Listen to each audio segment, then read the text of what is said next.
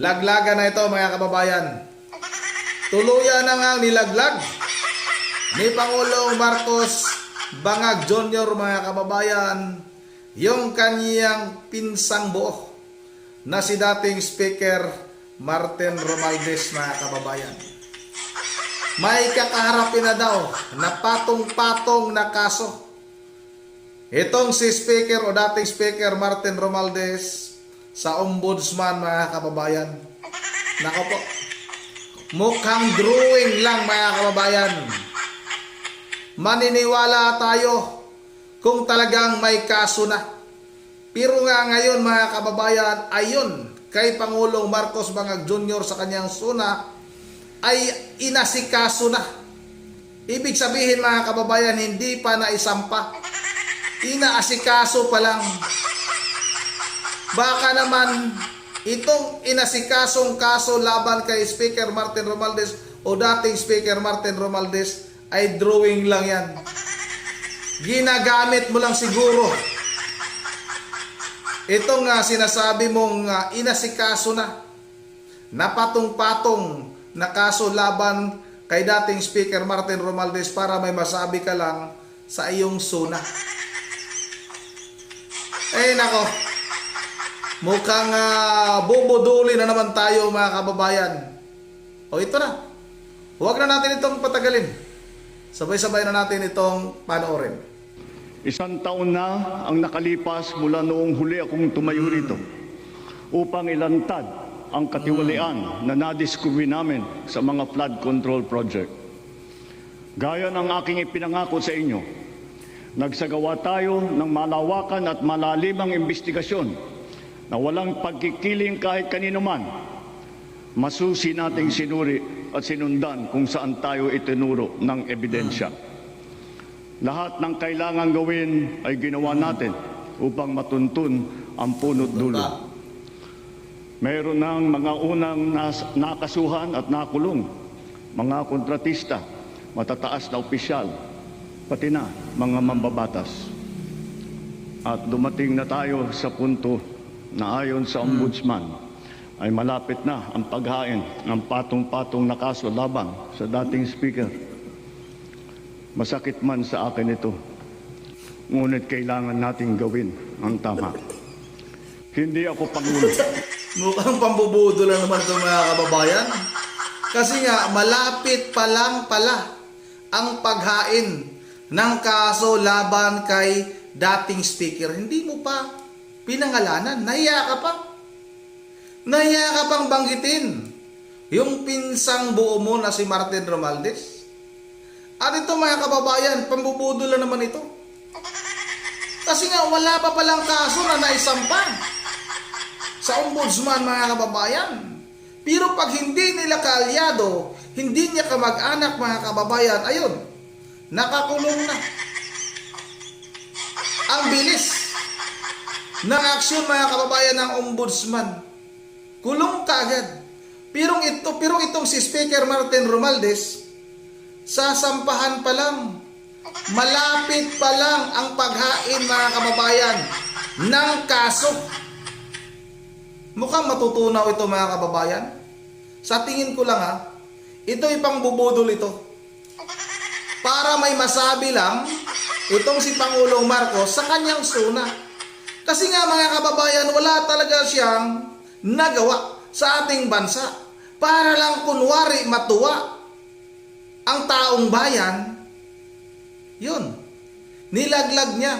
Kunwari lang pala, nilaglag pala mga kababayan.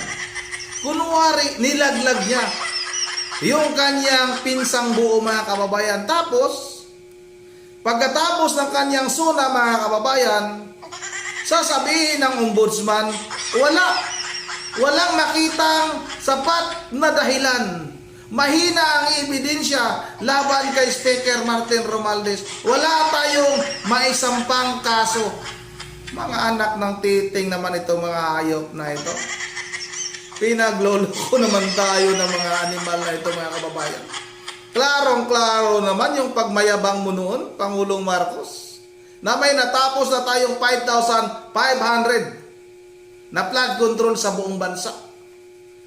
Ikaw mismo ang nagmayabang. Kaya dapat ikaw mismo ang managot. Huwag mo kaming paikot-ikutin.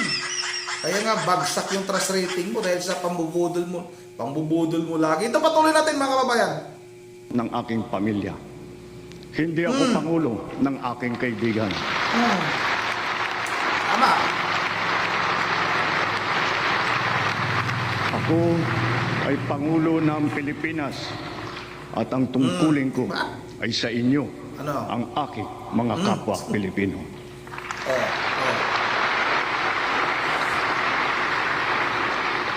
Kaakibat ng mga naisampang mga kaso, tiniyak ng inyong pamahalaan na mababawi mula sa mga nagsabwatan ang nakuha nilang pera ng taong bayan. Gayon din, pinigilan natin ang paglabas ng pera ng bayan na ipambayad pa dapat sa mga depektibo, peke o guni-guning mga proyekto at mapupunta lamang sa mga bulsa ng mga tiwalaing kontraktor at opisyal. Halos 25 bilyong piso ang halaga ng nabawi, frozen at napreserbang mga pera at ari-arian ng mga akusado. Ang mahigit 800 milyong piso dito ay agad nating nabalik sa Treasury. Lahat ng mababawi mula sa mga sangkot na tiwali ay agad ibabalik sa kaban ng bayan.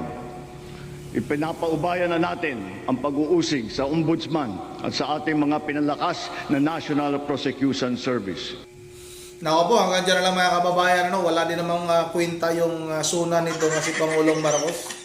Wala pa palang kaso na naisampa mga kababayan. At yung sinabi nito nga si Pangulong Marcos na naibalik na yung mga pera na nabawi mula sa mga kontraktor. Naibalik nga, pero nanakawin nyo na naman ulit yan. Huwag nyo kaming paglulukuhin. Ipaubaya ninyo sa ombudsman. Naku po, wala kaming tiwala. Sa totoo lang, wala akong tiwala sa ombudsman. Kasi mismong ombudsman mo, Pangulong Marcos, yung ombudsman mo, may anak yan na nahulihan ng napakaraming droga. Nasaan na ngayon yung anak ni Crispin Remulla? Biglang absuelto mga kababayan. O nasaan na ngayon? Tapos magtitiwala kami sa ombudsman na may anak na nahulihan ng napakaraming droga mga kababayan. Siguro matutuwa ang taong bayan mga kababayan kung sinabi ni Pangulong Marcos Jr.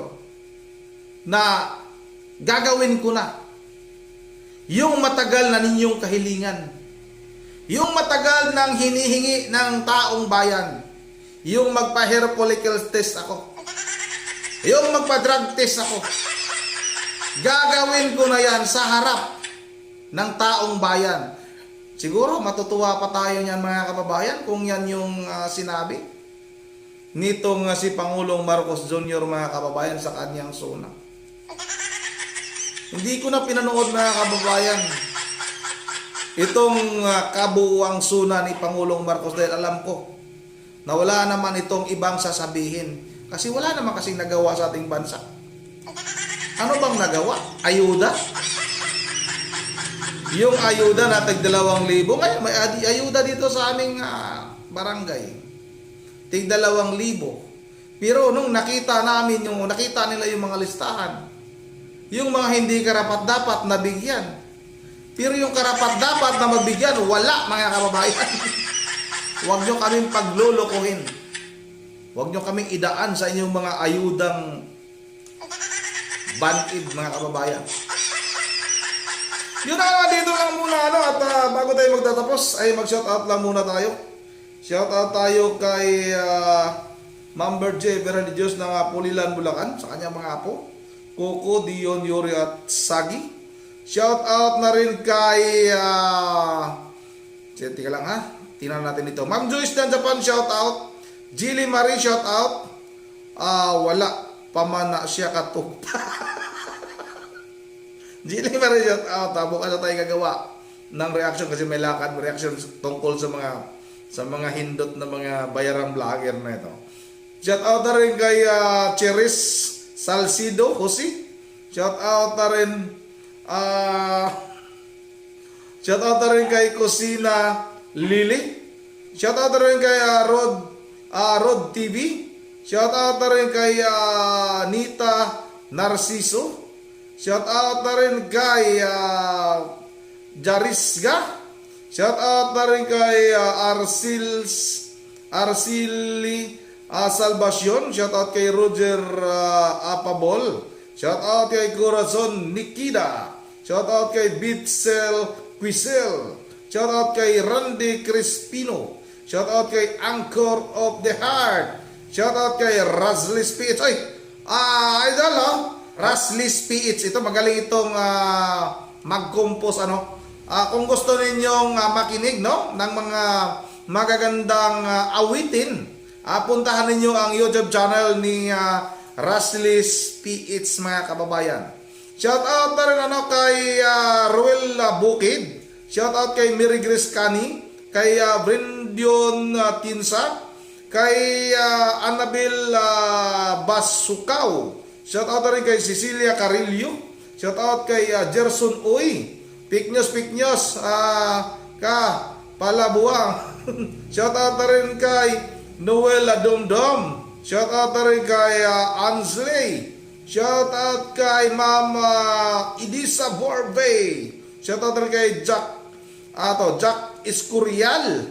Kay Ma'am Luz Rosalie Malit, shout out. Ma'am Michelle Bolima, shout out. At kay GB at kay Ani Balimbingan. Yun ang nandito lang muna. At once again, this is Shorty TV mo. Ingat na lahat. God bless bawat isa sa atin.